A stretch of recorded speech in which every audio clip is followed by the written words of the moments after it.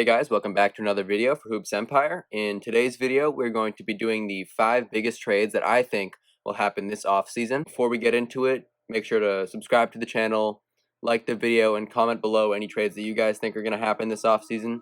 So yeah, getting into it, the first trade is going to be Buddy Hield to the Denver Nuggets, Gary Harris, Monte Morris, and a first-round pick. The Kings get 2 solid shooters and scorers and another draft piece to either use or try to trade up. And the Nuggets get the true third option they need. We saw in these 2020 playoffs that it took all-time performances from Jamal Murray and Nikola Jokic to get them by. Trading for Buddy gives them a relief option who is one of the best shooters in the game, shooting 40% from 3 on nearly 10 attempts per game. And when he takes catch-and-shoot threes, that percentage goes up to 42, which is a lethal option for either of the Nuggets' primary playmakers in Murray and Jokic. Buddy hasn't always been the best creator, having a pretty bad assist-to-turnover ratio and turnover percentage. But having the ability to do what suits him best, which is shooting, especially in the catch-and-shoot, and finding open spots off-ball, can be the best possible outcome for him and the Nuggets. The only thing I'm a little questionable about here is if the Kings think they're getting back enough in a player like Gary Harris, who has not shown the greatest ability to create shots. But regardless, I think it's a solid backup in Monte Morris and the pick that really entices them. Next up, we have Bradley Beal to the Memphis Grizzlies for Justice Winslow, Dylan Brooks, Brandon Clark, and a second-round pick. At first glance, this might seem like a lot to give up for the young Grizzlies, but a backcourt of Ja Morant and Bradley Beal could put the Grizzlies in the playoff picture right away. The Wizards get some really great young defensive-minded talent and bolster their pretty weak forward position. With the Wizards getting John Wall back next year, having these young guns next to him can give them some great experience, and a guard like John Wall, who is practically a better Ja Morant when healthy, can maximize their offensive potential, and in a weak East, could possibly even make the playoffs. The Grizzlies, on the other hand, can rely less on Ja to do all the playmaking, so he can work on his scoring and shooting using Beal's gravity, and can get some solid playoff experience. However, I think the Wizards try the Wall and Beal duo for just one more year, speaking how much Bradley Beal has improved this past year. But if things are going south by the deadline, don't be surprised if this deal happens. Penultimately, we have the Brooklyn Nets getting their third star in Jrue Holiday for Spencer Dinwiddie, Taurean Prince, and Jarett Allen. Obviously, for the Nets, this makes them instant title contenders, if they weren't already.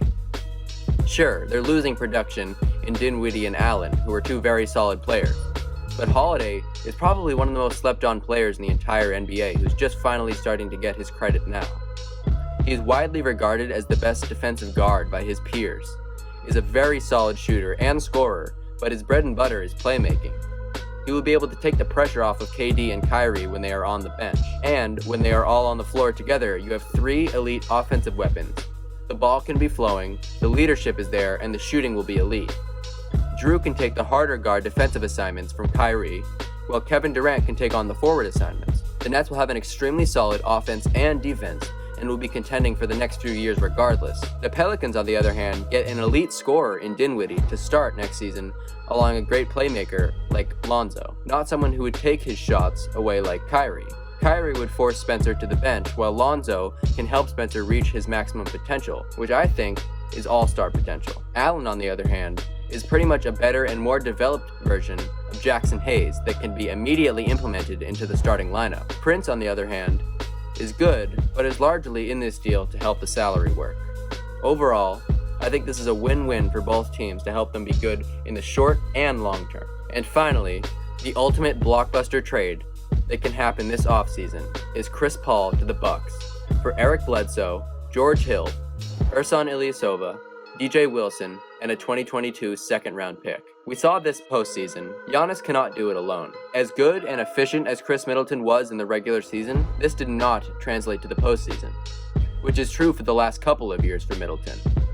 Middleton tends to wilt under the pressure, averaging just 17 points on 40% shooting over the last 2 years in the playoffs, compared to 21 points on 47% shooting over the last 2 regular seasons. Giannis has been okay, but was exposed by good defenses in Toronto and Miami, who understand that all it takes to slow Giannis is to build a wall at the top of the key, take away his momentum in transition, and he's quite ineffective with his lack of shooting ability. And for some reason, he tends to go to a turnaround mid-range shot, which he is not effective at by any means. Chris Paul could fix all of this. He can still score the ball quite well. He is one, if not the most efficient playmaker in the NBA, and his clutch play and leadership are exactly what the Bucks need for playoff success. And in my eyes, most importantly, gives CP3 probably his best shot yet to win a championship. On the case of the Thunder, they get some solid role players and let Shai Gilgeous-Alexander run the team with a very good defending point guard next to him in Bledsoe,